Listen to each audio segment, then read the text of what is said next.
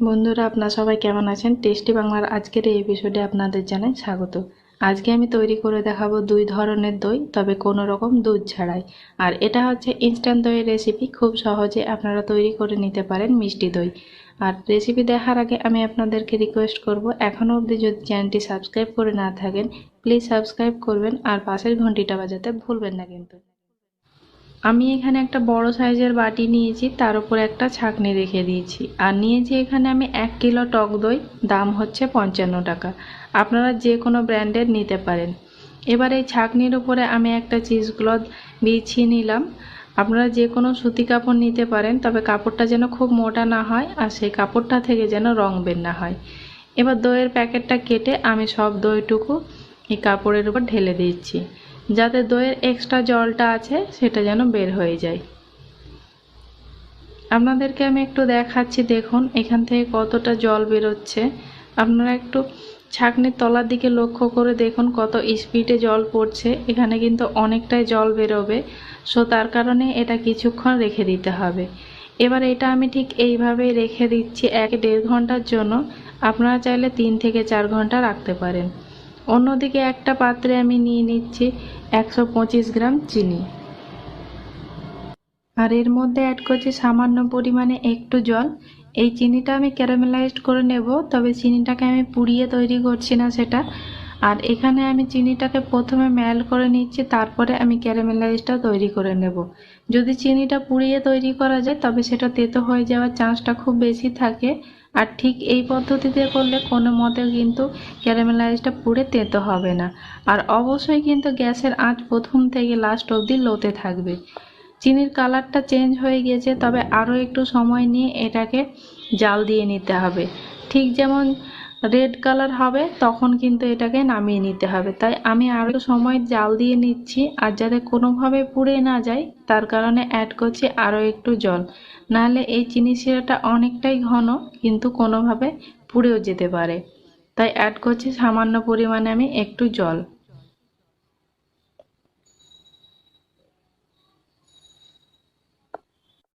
মিষ্টিটা আপনারা আপনাদের ইচ্ছা মতো কমিয়ে বাড়িয়ে নিতে পারেন, তবে আমি বলবো যদি কম মিষ্টি নিতে চান তবে 100 গ্রামের কম চিনি নেবেন না, যেহেতু এখানে টক দই ইউজ হচ্ছে তাই টক ভাবটা দূর করার জন্য একটু বেশি চিনির প্রয়োজন হচ্ছে। চিনির কালারটা দেখতে পাচ্ছেন এখানে সম্পূর্ণ লাল হয়ে গেছে, তবু আমি আরও একটু সময় নিয়ে জাল দেব, তার কারণে আরও একটু আমি জল অ্যাড করলাম। যেহেতু এটা বেশ পাতলা আছে, আর এটাকে আরও একটু সময় ধরে জাল দিয়ে এটাকে আমি একটু ঘন করে নিচ্ছি। তবে এটা যাতে কোনোভাবে পুড়ে না যায় তাই মাঝে মধ্যে একটু নেড়ে দিতে হবে। এটা খুব সুন্দর একটা কালার এসেছে, ঠিক যেমন ঝোলা গুড়ে লাল লাল কালার হয় ঠিক তেমনই সুন্দর একটা কালার এসেছে। ঠিক এমনটাই কালার আমার দরকার ছিল। আর যদি এটা একটু সময় লাগছে তৈরি করতে, তবে আমি ঠিক এইভাবেই তৈরি করে নিলাম। যদি চিনিটা পুড়িয়ে করা যেত তাহলে কিন্তু তেতো হয়ে যাওয়ার চান্সটা খুব বেশি ছিল, তবে আপনাদের যেভাবে ইচ্ছা আপনারা সেইভাবে তৈরি করে নিতে পারেন। এই ক্যারামেলাইজটা আমার তৈরি হয়ে গেছে, চুলার আঁচটা আমি এবার বন্ধ করে দিচ্ছি। আর আপনাদেরকে আমি দেখাচ্ছি এটার কালারটা কেমন আছে। এটা ঠিক এই রকম কালার আছে। এটা একটু ঠান্ডা হয়ে গেলে আরও একটু ঘন হয়ে যাবে, তবে খুব বেশি ঠান্ডা করা যাবে না। এবার অন্যদিকে আমি দইটা দেখে নিচ্ছি। একটু দেখুন আপনারা লক্ষ্য করে, দইটা কিন্তু কাপড়ের গা ছেড়ে এসেছে, অনেকটাই জল ঝরেছে। এখানে প্রায় 300 থেকে 350 ml মতো এক্সট্রা জল বেরিয়েছে। আপনারা চাইলে এই দইটা 3 থেকে 4 ঘন্টা রেখে দিতে পারেন, অথবা হালকা হাতে যেভাবে ছানার জল বের করেন কাপড়টা প্রেস করে, ঠিক সেইভাবে আপনারা প্রেস করে জলটাকে বের করে নিতে পারেন। তবে আমি কোনোটাই করছি না, আমি 1 থেকে 1.5 ঘন্টা রেখেছিলাম, এটাই আমার যথেষ্ট। এবার একটা এগ হুইস্ক দিয়ে এই দইটাকে আমি ভালো করে ফেটিয়ে নিচ্ছি, যাতে দইয়ের মধ্যে কোনো রকম দানা না থাকে। যদি দানা থেকে যায় তবে সেই দানাটায় টক ভাব থেকে যাবে, তাই একটু ভালো করে এটাকে ফেটিয়ে নিতে হবে।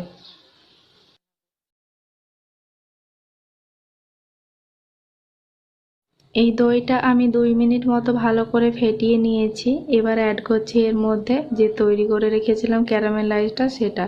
এটা একটু ঠান্ডা হয়ে যাওয়ার পরে বেশ একটু ঘন হয়ে গেছে, তবে একদম ঠান্ডা করা যাবে না, নাহলে এটা আবার জমে যেতে পারে, অথবা সরাসরি চুলা থেকে নামিয়ে গরম অবস্থায় ঢালবেন না।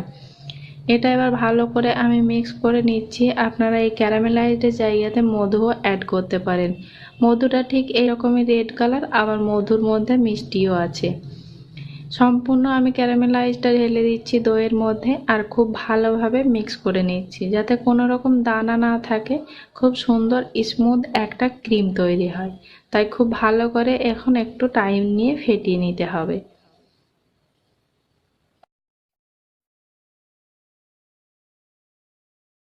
আপনারা একটু লক্ষ্য করে দেখুন, এই দইটা কিন্তু একটু পাতলা হয়ে গেছে, যেহেতু এটা খুব সুন্দর স্মুথ হয়ে গেছে। এবার অ্যাড করছি সামান্য পরিমাণে একটু চকলেট কালার বা ব্রাউন কালার। দোকানের দই যেমনটা কালার হয় ঠিক সেই রকম কালার করার জন্য এখানে আমি কালারটা অ্যাড করলাম। তবে আপনারা চাইলে এই ফুড কালারটা অ্যাভয়েড করতে পারেন। এটা খুব ভালোভাবে আমি মিক্স করে নিয়েছি। এবার আমি একটা মাটির পাত্রে ঢেলে নিয়েছি, এটা যে কোনো পাত্রে ঢেলে নিতে পারেন। যদি আপনারা 3 থেকে 4 ঘন্টা দইয়ের জলটা ঝরাতে দেন, তবে কিন্তু বাকি প্রসেসগুলো সেমই থাকবে, শুধু একটু সময় নিয়ে জলটা ঝরিয়ে নিতে হবে, জাস্ট এটাই পার্থক্য। এবার এটা আমি একটু ভালো করে সমান করে নিচ্ছি, তবে এটা সমান না করলেও চলবে।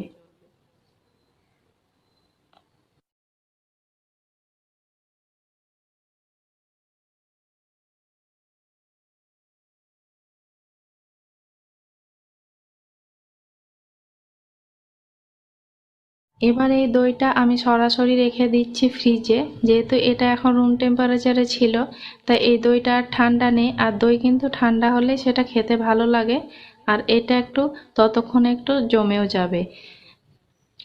তাই আমি সরাসরি এটা ফ্রিজেই রেখে দিলাম, এটা কিন্তু বাইরে রাখবেন না। আর এবার আমি আপনাদেরকে দেখাচ্ছি এই দইটা কেমন হয়েছে। এই দইটা ছিল আমার 1.5 ঘন্টা বা 1 ঘন্টা জল ঝরানোর দই। এটা কিন্তু ক্রিমের মতো হবে, দোকানের মতো অতটা শক্ত দই হবে না, কিন্তু টেস্টে 1%ও হেরফের হবে না। আমি আপনাদের এই দইটা কেটে দেখাচ্ছি। এটা ঠিক এই রকম হয়েছে। এবার দেখাচ্ছি আপনাদের আমি 3 থেকে 4 ঘন্টা যে দইটা জল ঝরাতে দিয়েছিলাম সেটা। এটা কিন্তু অনেকটাই শক্ত আর স্টিকি একটা দই হয়েছে। এটা বেশি একটু আঠালো, দেখুন চামচ থেকে কিন্তু ছাড়তে চাইছে না। সো আপনাদের যেটা পছন্দ আপনারা সেইভাবে তৈরি করে নিতে পারেন। আজকের যদি এই রেসিপিটা আপনাদের ভালো লেগে থাকে, প্লিজ একটা লাইক করবেন, বন্ধুদের সঙ্গে শেয়ার করবেন।